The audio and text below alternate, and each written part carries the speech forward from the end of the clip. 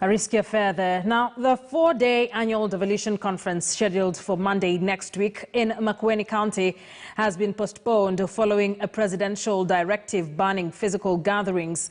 Now, the Council of Governors chairperson, Governor Wambora, said a new date will be announced in due course depending on the reduction of COVID-19 positive cases in the country.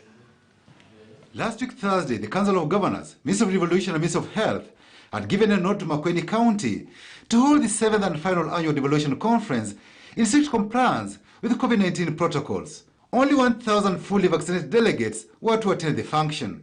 The 7th devolution conference in Makueni, scheduled for 23rd to 26th, will go on. Strict protocols will therefore be adhered to, including screening of the COVID-19 certificates at the conference. We are very strict that any delegate, anybody who service provider must have the 2 vaccinations.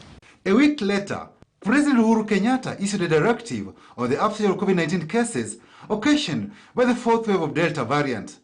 The directive now appears to have spoiled the party for residents of Makueni County and the business community who have been waiting for the conference since April but was pushed twice to May, then August, and now postponed. The emphasis here is postponement, not cancellation. This is premised on the presidential directive issued on 18th August 2021, FIDE Public Order number 5 of 2021 on coronavirus pandemic, where it was stated that the positivity rate is at 30%, suspending all the public gatherings.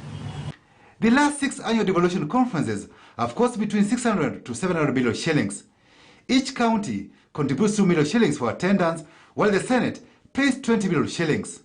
Premium attendance from top-tier companies pay 10 million shillings, while each delegate pays 20,000 shillings to attend the conference. For the case of Makueni, the total budget to host the event had been slashed by half due to a scale-down of attendance. Each booth for exhibitors was to cost 50,000 shillings. Over 500 service providers had been contracted. Event organizers had hired a dome tent to host 6,000 delegates. It was later scaled down to 1,000 delegates. We must appreciate that we are living in unprecedented times, which require all of us to put up our health first. We value life. By Tuesday, most hotels and apartments in Wote town and adjacent towns were fully booked. The hotels had been inspected and approved as having met all required standards for hosting local and international guests. Businessmen in Wote, Makindo and Machakos towns are now counting losses courtesy of coronavirus. We came up as investors of Makueni, many of us, and we put to the tune of almost 30 million shillings so that we can input into this conference to make it a success. Urging the government, if other rallies are going on, if other places people are meeting, 3,000 and more, and then nothing is happening, why then not in Makueni? My appeal is to the leadership of our region to close ranks, come together, and be persuasive enough, engage the president and the leadership of the country to make sure that this conference is not cancelled. Patrick Amimo, KTN News. Now, the Standard Group will continue to embrace partnerships with different sectors to drive economic growth.